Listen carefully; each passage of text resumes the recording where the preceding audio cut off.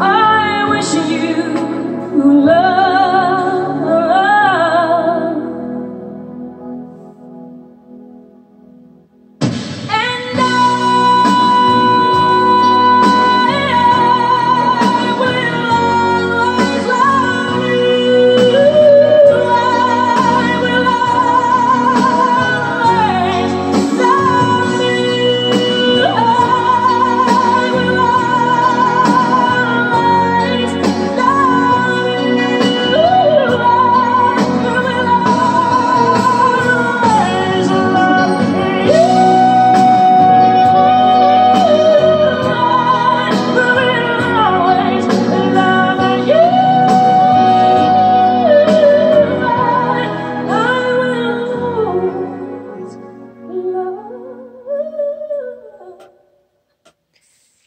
Dia izay indray zany a tompoko lahy sy tompoko vavy no anokafantsika zany a ny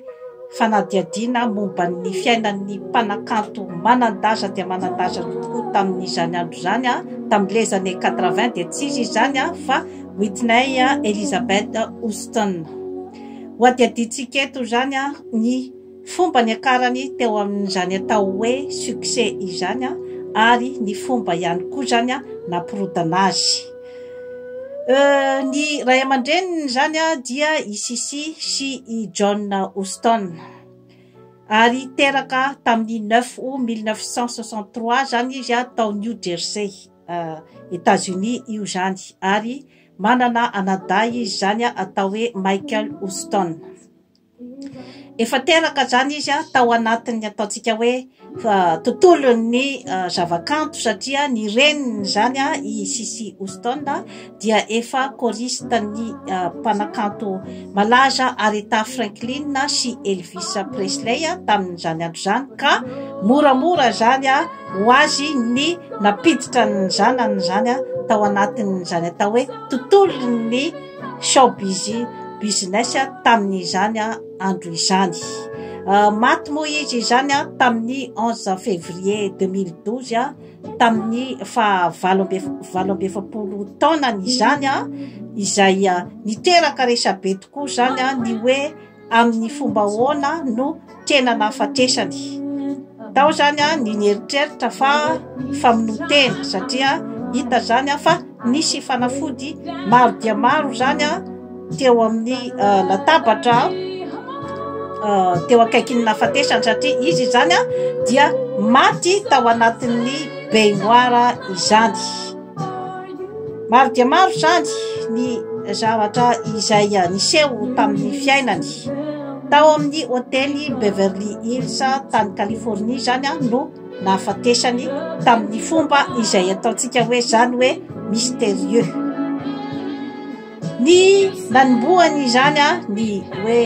carrière na fatataza azy zany a dia tamin'ny fa 40 taonany izy zany a dia efa nanana ny carrière mannequin, izany hoe miseho tao anatin'ny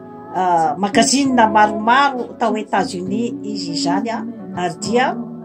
nanomboany tena succès ny zany a dia tamin'ny 1985 izay fanenany tamin'ny ilay producteur malaza atao hoe Clive Davis, izay nanondrotra azy zany a tamin'izany toerana avo dia avo amin'ny mahampanakanto izany. Tamin'ny avril 1985 izy zany no nanome ny album voalohany ary dia izay nisy ny meilleure vente de disque indrindra 25 millions d'exemplaires ho an'ny hoe disque voalohany indrindra izay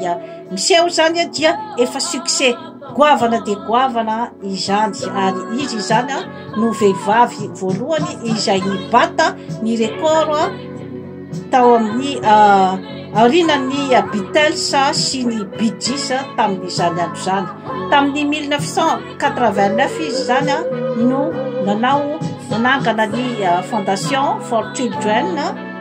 ho an'ny zaza tsy manan-kialofana izany, ary tamin'ny 1990 dia namoaka ny album I'm Your Baby Tonight, ary 1992 dia mbola nisy ihany koa zany ny hoe zava-nitranga tamin'ny fiainany dia ny fanambadianany zany an'ilay mpanakanto mpanao rapy Bobby Brown izay nahagaga dia nahagaga zany ny mpitasana ny hoe amin'ny fomba ahoana no nahazakany ny Bobby Brown ny vehivavy mpanakanto manandasa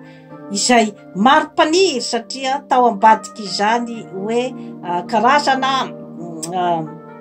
conquête izany zany dia maro dia maro ireo olona manandasa manany maha izy azy izay hoe niandrandra zany ary naniry ny mba anambady an'izany Whitney Houston zany dia tsy izy zany fa ry Eddie Murphy atao ihany koa zany ry Denzel Washington tao ihany koa ilay mpanakanto malaza Kevin Costner izay niara nilalao taminy zany ny film Bodyguard